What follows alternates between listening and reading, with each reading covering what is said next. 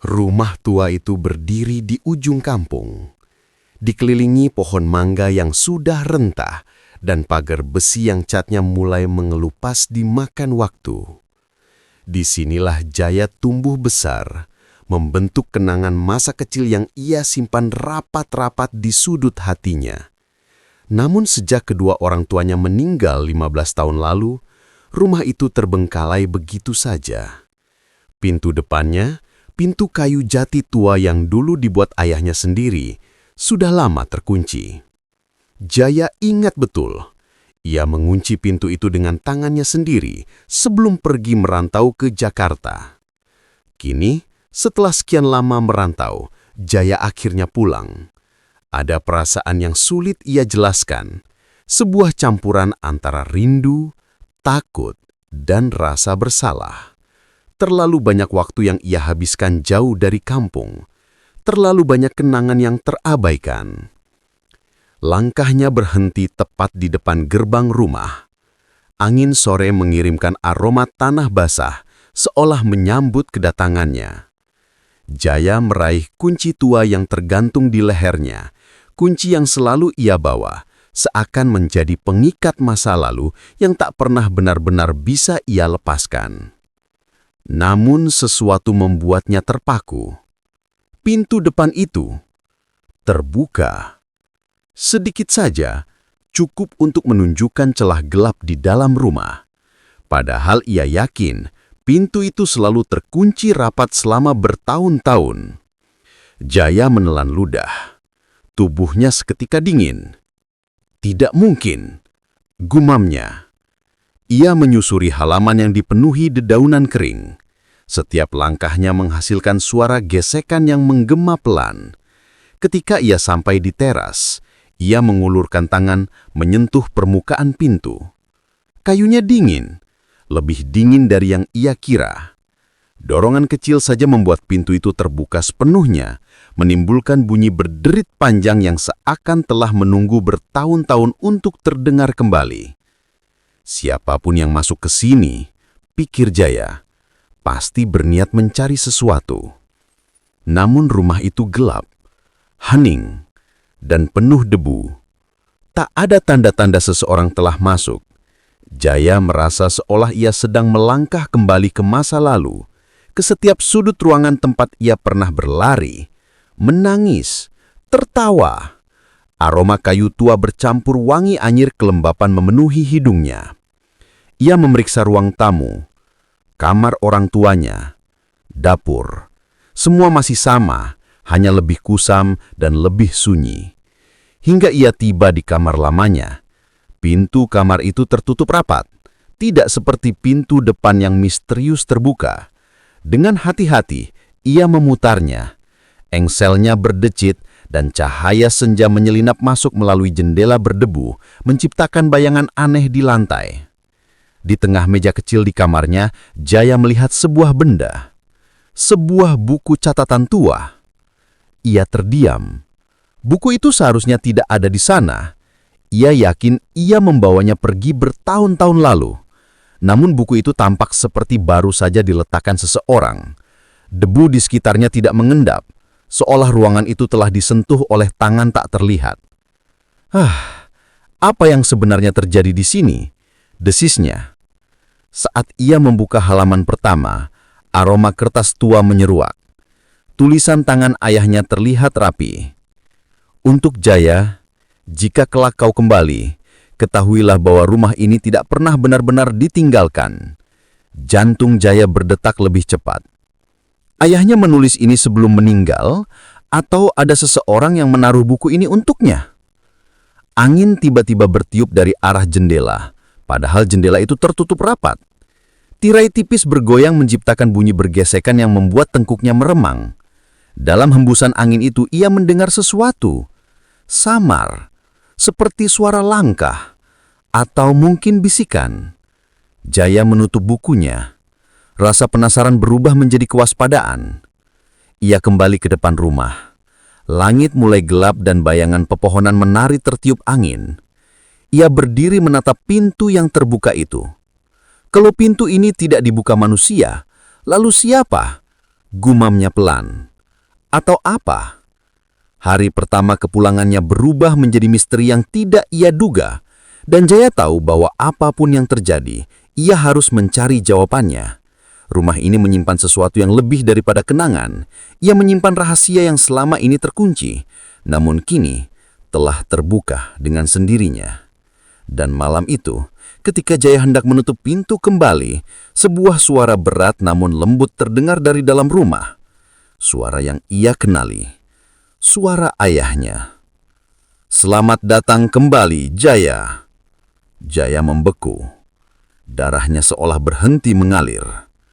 Rumah tua itu bukan lagi sekedar tempat tinggal.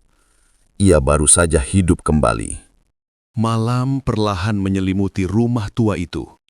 Cahaya lampu minyak kecil yang Jaya temukan di ruang tamu hanya mampu menerangi sebagian ruangan, menciptakan bayangan panjang yang menari-nari di dinding seperti makhluk yang gelisah.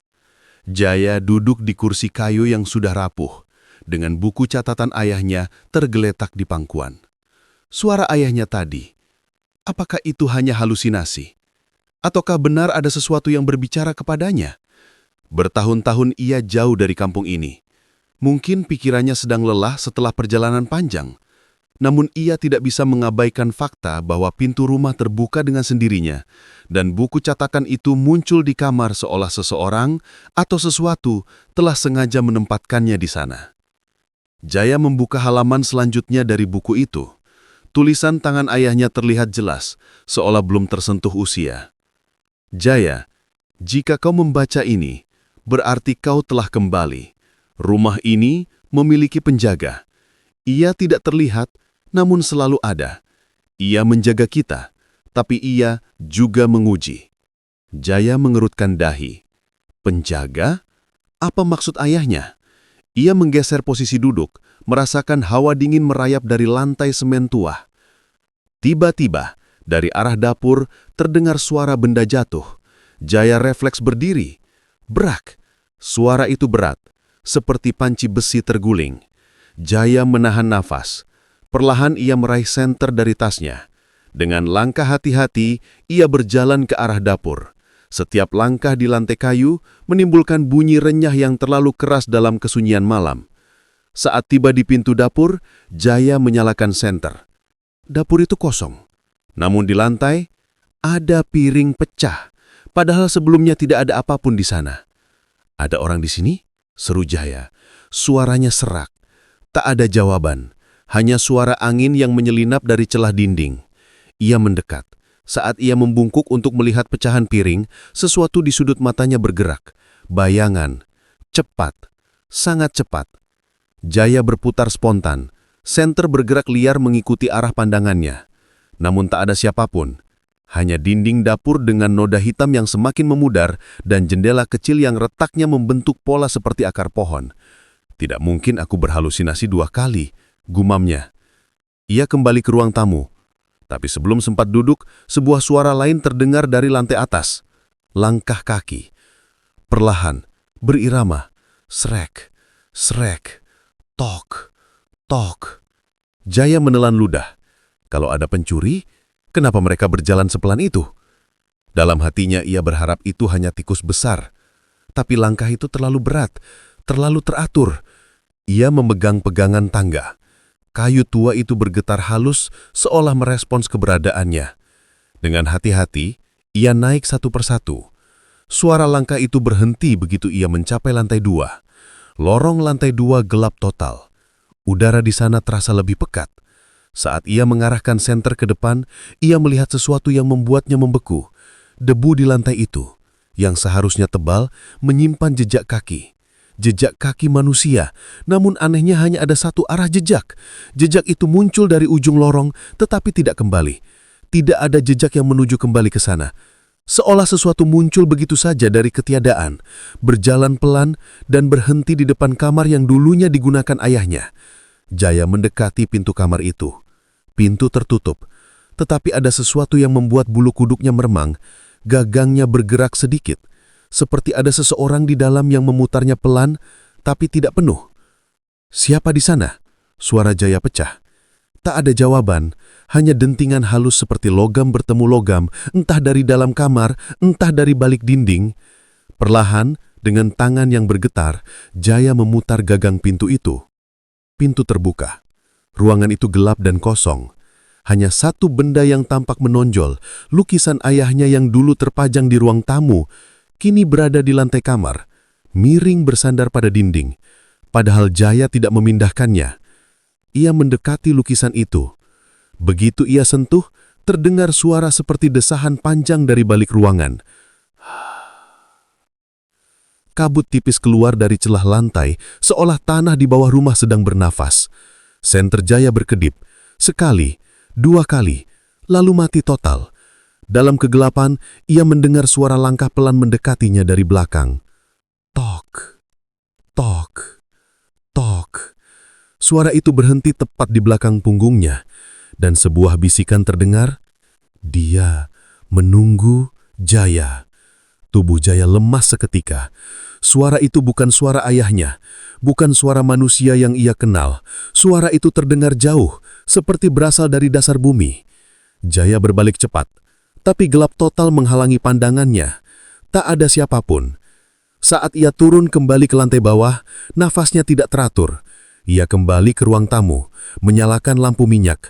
Cahaya itu menenangkan sedikit, tapi tidak cukup untuk menghapus ketakutan yang kini mulai tumbuh di dadanya. Ia kembali membuka buku catatan.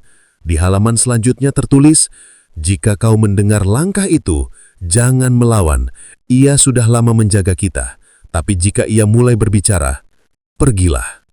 Jaya menutup buku itu dengan cepat. Ia mendengar bisikan tadi. Artinya, ada sesuatu yang sangat salah di rumah ini. Pagi datang dengan perlahan, menyelinap masuk melalui celah-celah kusen tua yang rapuh. Sinar matahari menyentuh wajah Jaya yang tertidur di kursi ruang tamu, masih mengenakan pakaian semalam. Ia terbangun dengan napas terengah, seolah baru keluar dari mimpi buruk yang terlalu nyata untuk disebut mimpi. Lampu minyak sudah mati. Senter yang semalam padam mendadak, kini menyala normal ketika ia mencoba menyalakannya kembali, seolah tidak terjadi apa-apa. Namun Jaya tahu, malam tadi bukanlah halusinasi. Ia mengusap wajahnya, mencoba menenangkan pikirannya. Tapi lalu ia melihat buku catatan ayahnya yang tergeletak di meja. Buku itu kini terbuka pada halaman yang berbeda, padahal ia yakin telah menutupnya semalam. Tulisan ayahnya terlihat lebih terburu-buru. "Jaya, jika kau mulai mendengar suaranya lebih jelas, berarti ia mulai percaya padamu. Jangan takut, ia bukan musuh. Ia hanya tidak pernah meninggalkan tugasnya." Tugas? Penjagaan terhadap apa? Pertanyaan itu terus berputar dalam kepala Jaya. Ia bangkit dan berjalan ke dapur untuk mencari sesuatu yang bisa dijadikan sarapan. Tapi sebelum ia sempat membuka lemari kayu, langkahnya terhenti. Jejak kaki di lantai dapur berbeda dari jejak yang ia lihat di lantai 2 semalam. Jejak ini lebih kecil, lebih ringan, dan jumlahnya banyak, seperti jejak anak kecil yang berlari-lari. Padahal Jaya ingat betul, ia tidak pernah punya adik, dan rumah itu tidak pernah ada anak kecil yang tinggal. Ia mengikuti jejak itu. Jejak itu menuju pintu belakang yang terkunci. Jaya memeriksa gagangnya, masih terkunci dari dalam. Tidak mungkin ada yang keluar atau masuk lewat sana. Namun, jejak kaki itu berhenti tepat di depan pintu, seolah makhluk kecil itu berdiri lama di sana, sebelum menghilang. Ini makin aneh, gumam Jaya, mencoba menahan rasa takut. Ia kembali ke ruang tamu hendak membuka buku catatan lagi. Namun pintu kamar ayahnya tiba-tiba terbuka sedikit, padahal tadi tertutup. Seolah seseorang memanggilnya masuk. Dengan hati-hati ia melangkah. Udara di kamar itu lebih lembab dari ruangan lain. Bau tanah basah memenuhi ruangan, seperti ruangan yang tidak pernah benar-benar kering. Di meja sudut kamar itu ada sebuah kotak kayu kecil. Kotak itu terkunci dengan gembok kuno. Jaya mengenali kotak itu. Dulu ayahnya selalu melarang siapapun membuka atau menyentuhnya. Namun kini, kotak itu tidak lagi berada di lemari tersembunyi. Kotak itu berada di tengah ruangan, seakan menunggu Jaya membuka rahasia yang selama ini tersembunyi. Jaya menyentuh permukaannya, dan saat itu juga hawa kamar berubah drastis. Angin dingin berhembus dari arah lantai, membuat bulu kuduk Jaya berdiri. Tirai jendela bergoyang perlahan, padahal tidak ada angin dari luar. Dari sudut pandang matanya, ia melihat bayangan seorang lelaki berdiri di pojok kamar. Tubuhnya tinggi dan kurus, wajahnya samar. Namun Jaya tahu siapa dia. "Ayah!" Suaranya hampir tidak terdengar. Bayangan itu tidak menjawab, tapi ia bergerak, sangat lambat, menyentuh dinding kamar, dan tiba-tiba dinding itu menunjukkan bayangan lain. Dua sosok anak kecil berlari-larian, tertawa dalam bisu. Wajah mereka tidak jelas, hanya bentuk samar. Ayahnya seolah menunjukkan sesuatu. Lalu bayangan itu memudar bersama angin, hilang seperti asap. Jaya menelan ludah. Ia duduk di lantai memegang kotak kayu itu. Apa sebenarnya yang disembunyikan ayahnya? Ia mengambil buku catatan. Di halaman berikutnya ada pesan baru, seperti lanjutan dari halaman sebelumnya. "Jika kau menemukan kotak itu, jangan buka sampai ia muncul. Penjaga itu tidak ingin kau terluka. Ia terikat pada rumah ini oleh peristiwa yang tidak pernah tuntas. Dia melindungi dan menunggu akhir." Penjaga itu siapa? Angin kembali berhembus, tetapi kali ini lebih kuat. Suara seperti langkah kaki terdengar dari lantai atas. Bukan langkah berat seperti semalam, tetapi langkah kecil, cepat dan berulang-ulang, seperti anak-anak yang berlarian. Jaya berdiri perlahan dan memandang ke arah tangga. Suara itu semakin jelas, seolah anak-anak tak terlihat sedang bermain kejar-kejaran di lantai 2. "Siapa kalian?" tanya Jaya lirih. Lalu semuanya berhenti. Hening total. Jaya meraih keberanian naik ke lantai 2 untuk memastikan. Namun ketika ia sampai di atas, tidak ada apa-apa. Lorong yang semalam penuh jejak kaki kini bersih tanpa debu yang bergerak sedikit pun. Lorong itu terasa seperti ruang mati. Namun ketika ia menunduk, ia melihat sesuatu di ujung lorong. Mainan kecil dari kayu. Mainan kuda-kudaan. Benda itu tidak pernah ada di rumah ini sebelumnya. Dan di samping kuda-kudaan itu, tertera tulisan kecil dengan goresan yang sangat halus. "Tolong bantu kami." Jaya mundur dengan napas tercekat. Ini bukan sekedar suara atau bayangan. Ada sesuatu atau seseorang yang benar-benar meminta pertolongan. Rumah ini tidak hanya dijaga. Rumah ini dihuni. Dan para penghuni itu sedang terjebak. Malam kembali turun lebih cepat dari biasanya. Seperti langit turut menutup babak terakhir dari misteri yang selama ini tertahan. Jaya berdiri di tengah ruang tamu, memandangi kotak kayu kecil yang kini ia letakkan di meja. Kotak itu tampak berdenyut pelan, seolah mengikuti irama napas rumah tua ini. Pesan dalam buku catatan ayahnya terus terngiang. "Jangan buka sampai ia muncul." Ia, penjaga itu. Makhluk yang tak terlihat, yang langkahnya menggema di lorong-lorong rumah, yang suaranya berbisik dari balik kegelapan. Makhluk yang oleh ayahnya disebut pelindung, namun juga penguji. Jaya meremas ujung meja, dadanya berdebar keras. "Ayah, apa yang sebenarnya kau sembunyikan dariku?" Angin kembali merayap, menggelitiki sisi pipinya. Terasa dingin, namun kali ini bukan dingin yang menakutkan. Lebih seperti sentuhan seseorang yang mencoba menenangkan. Jaya memejamkan mata, membiarkan angin itu mengelilinginya. Dari lantai atas, suara langkah kembali terdengar. Namun berbeda dari sebelumnya. Kali ini bukan langkah anak-anak yang berlarian, bukan pula langkah berat yang membayangi.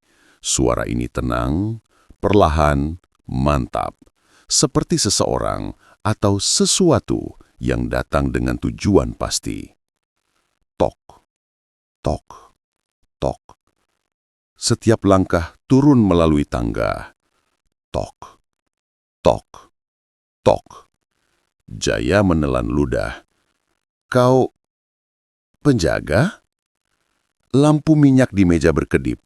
Bayangannya menari liar di dinding. Suasana menjadi pekat, namun bukan pekat ketakutan. Lebih mirip ketegangan sebelum kebenaran akhirnya muncul. Sosok samar muncul di puncak tangga. Tinggi, kurus, tubuhnya berlapis kabut kelabu yang bergerak seperti asap. Wajahnya tidak terlihat jelas, namun garis-garis wajah seorang pria dewasa tampak samar dalam cahaya redup. Sosok itu berhenti di tengah tangga. Tidak turun, tidak naik. Namun Jaya tahu makhluk itu melihatnya dengan sangat jelas. Ayah menyuruhku menunggu kau. Kalau kau penjaga rumah ini, kalau kau yang selama ini mengawasinya, apa yang kau jaga sebenarnya? Sosok itu tidak berbicara, tapi ruangan tiba-tiba terasa lebih berat, seolah udara menekan ke arah Jaya dengan pesan yang sulit dipahami. Lalu, suara seperti bisikan angin menjawab, "Kebenaran." Setelah itu, sosok itu mengarahkan pandangannya pada kotak kayu di meja. Jaya langsung mengerti. Dengan tangan gemetar, ia mengambil kotak kecil itu dan memutarnya. Gembok kuno yang menutupinya terasa hangat, seolah menunggu disentuh. Kalau memang harus dibuka, Jaya menarik napas panjang. Aku akan buka. Ia mengangkat gembok itu. Anehnya, gembok itu terbuka dengan mudah. Tanpa kunci, tanpa paksa, seakan waktu telah melemahkan rahasia yang dijaganya. Ketika ia membuka kotak itu, sinar lembut keluar seperti lampu lilin yang tak terlihat.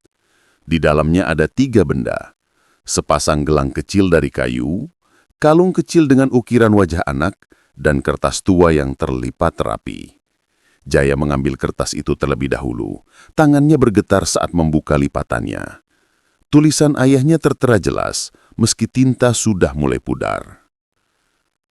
Jaya, jika kau membaca ini, ketahuilah bahwa rumah ini tidak hanya menyimpan kenangan keluarga kita. Rumah ini menyimpan jiwa yang tersesat. 2 anak dari keluarga tetangga kita dulu yang hilang saat kebakaran puluhan tahun lalu. Mereka berlari masuk ke rumah ini untuk mencari perlindungan, tapi tidak berhasil keluar. Jaya memucat. Penjaga itu adalah bapak mereka. Ia terikat di rumah ini, menunggu anak-anaknya menemukan ketenangan.